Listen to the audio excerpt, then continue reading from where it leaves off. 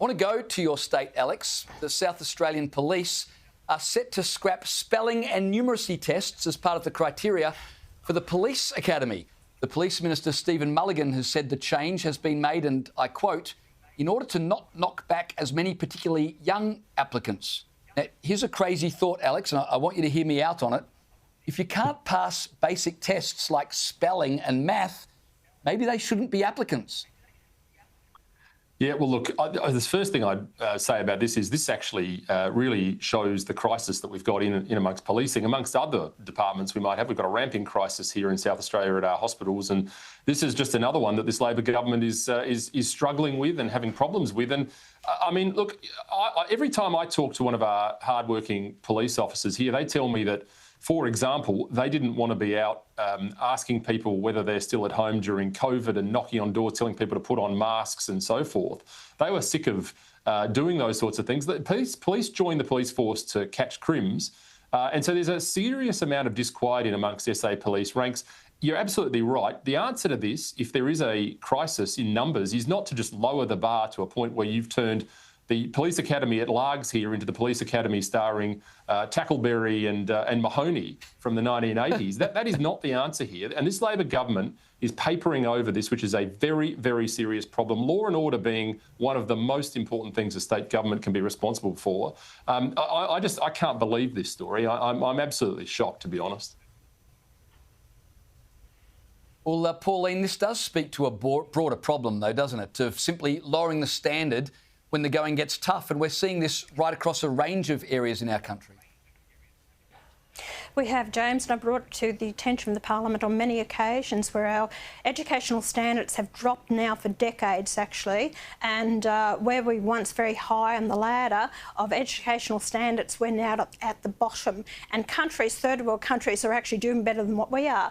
I've even advocated that 14 and 15-year-olds are about 2 years behind their counterparts in science and maths, other countries. So, and we have teachers leaving universities that really can't read or write themselves.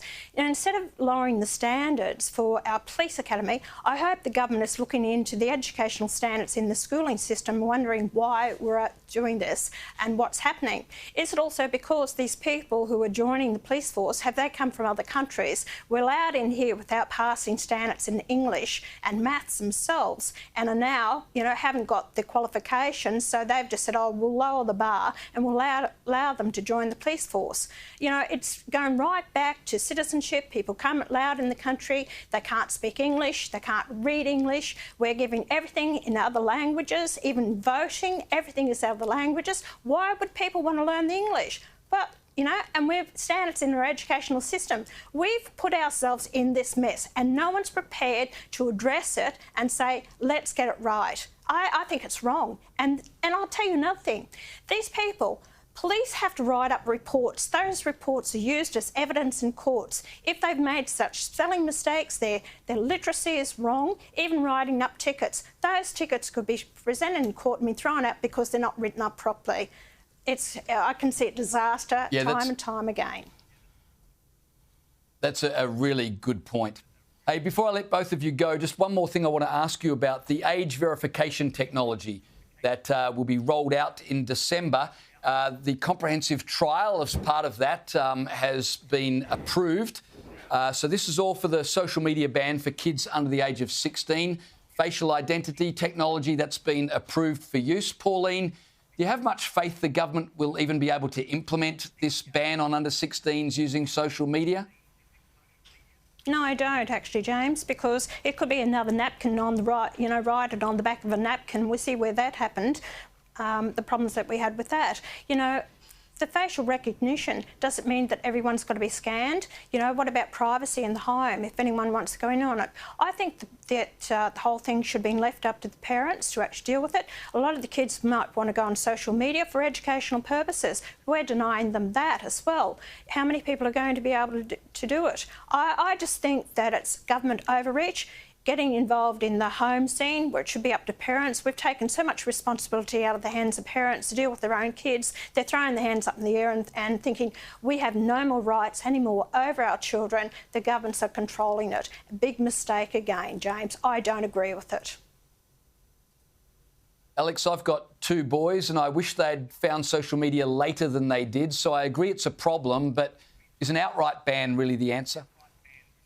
Yeah, look, it's definitely not. I crossed the floor on this issue when it came to Parliament at the end of the last term, and I did so because this is, first of all, never going to work. Secondly, this is really nothing more than a digital Trojan horse for the surveillance state. What of course they won't tell you about this. It's got a nice acronym, by the way, AA-T, cute. I mean, that's, you can see the bureaucrats sitting around having their coffee in the morning talking about the AATT. But what it doesn't tell you is, of course, that everybody has to go through the process of recognition and ID in order to make sure that the kids aren't using the social media. So this is going to be biometrics and facial ID for everyone. And let me tell you, very shortly, you'll need one of their loathsome digital IDs in order to access the internet. The surveillance state snare trap is on us. We've been warning about it for decades. This is not the thing of conspiracy theories. This is real. Pauline, Alex, appreciate both of your time tonight. Thank you.